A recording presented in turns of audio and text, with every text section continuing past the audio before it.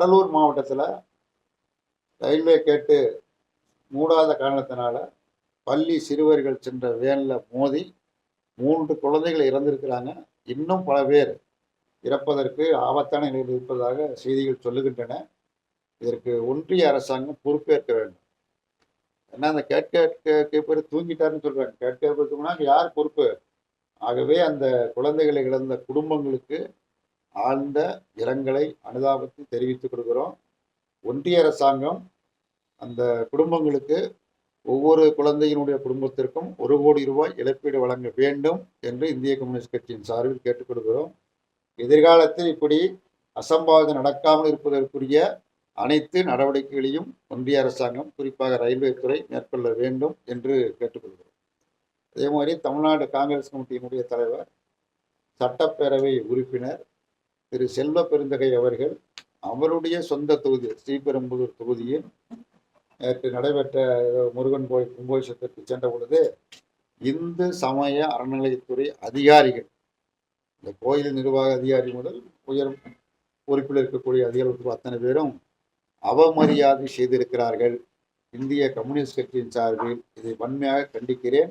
அந்த சம்பந்தப்பட்ட அதிகாரிகள் மீது அரசும் இந்து சமய அறநிலையத்துறையும் மிக கடுமையான நடவடிக்கை எடுக்க வேண்டும். எதிர்காலத்தில் இப்படிப்பட்ட அவமரியாதை நடக்காமல் இருப்பதற்குரிய நடவடிக்கைகளை மேற்கொள்ள வேண்டும் என்று இந்திய கம்யூனிஸ்ட் கட்சியின் சார்பில் கேட்டுக்கொள்கிறேன். பீகார்ல வந்து இப்ப வாக்காளர் திருத்தம் எலெக்ஷன் வர நேரத்துல நிறைய இது பண்றாங்க, திருத்தம் பண்றப்ப நிறைய வாக்காளர் நீக்கப்படுறாங்கன்னு ஒரு குற்றச்சாட்டு வந்திருக்கு.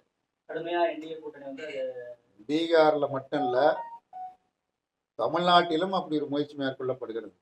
அதாவது பிஜேபி என்ன கருதுகிறது, எப்படி செயல்படுதுன்னா, தனக்குள்ள ஆட்சி அதிகாரத்தை, ஏன்னா இப்போ தேர்தல் ஆணையமே வந்து ஒரு சுதந்திரமான அமைப்பா இல்லைங்கிறது எல்லாருக்கும் தெரியும்.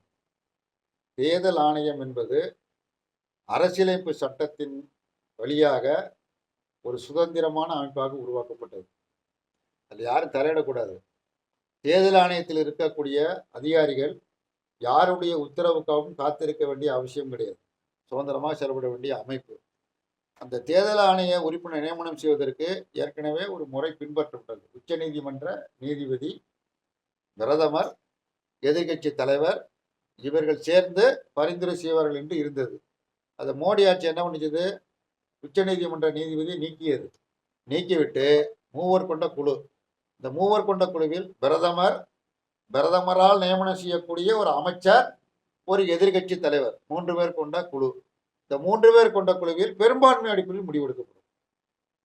பெரும்பான்மை இது பிஜேபி தான் பெரும்பான்மை. பிரதமரால் நியமனம் செய்யக்கூடிய அமைச்சர், இந்த 2 பேர் தான் பெரும்பான்மை. அப்ப தேர்தல் ஆணையமே தனது சுதந்திரமான செயல்பாட்டை இழந்து விட்டது. முழுக்க பிஜேபியின் கட்டுப்பாட்டுக்கு சென்று விட்டது. தேர்தலில் தில்லுமுள்ளு செய்து அதிகாரத்தை கைப்பற்றுவது என்கிற முயற்சிகளை மேற்கொள்ள பீகார்ல மேற்கொண்டிருக்கிறாங்க. தமிழ்நாட்டிலும் அடுத்ததாக மேற்கொள்வார். ட்ரெண்ட ஃப்ரெண்ட் ஆக்கிக்கோங்க. தந்தி டிவியின் சப்ஸ்கிரைபர்ஸ் அண்ட் ஃபாலோவர்ஸ் குடும்பத்துல நீங்களும் இணையுங்க.